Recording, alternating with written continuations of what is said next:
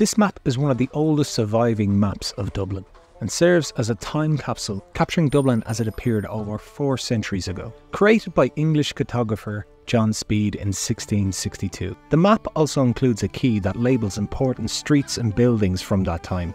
Many of these buildings and structures have stood the test of time and remain cherished landmarks in today's modern Dublin. The first thing I noticed when I looked at this map is that the city centre sits much further west than the current city centre.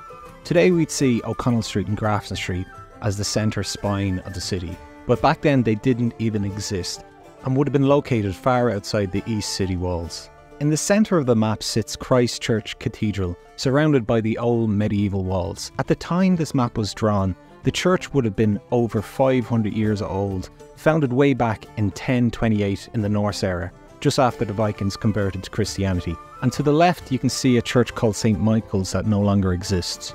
And further south we can see St. Patrick's Cathedral that was founded in 1191. Marked at number 1 on the map is St. Michan's Church, which for a long period of time was the only church north of the Liffey. The houses surrounding this church made up the first suburb of Dublin, known as Oxmanstown. It was established by the surviving Hiberno Norse people who were booted out of the city when the Normans conquered it in the 12th century. They were a mixture of Gaelic and Norse people, Norse Gaels, and often called themselves Oustmen, meaning Eastmen, and the name Oxmanstown simply means town of the Oustmen.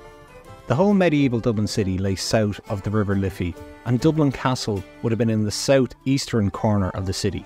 Native Dubliners will know that the city holds many hidden rivers underground, with the most well known seen on the map, the River Poddle, that flows around the south wall of Dublin Castle, forming a moat. Today the river has been covered over, and in the modern city it sits around Ship Street. If you follow the river around the corner, you'll see a little structure. This is a dam that the Anglo-Normans built, and this is where we get the name Dame Street.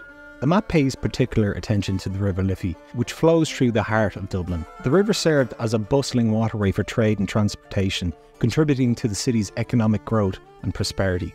Dublin City looks a lot different now today, but I'll finish with one of the newest buildings on the map, which is Trinity College. Only 15 years old at the time, but it still stands today.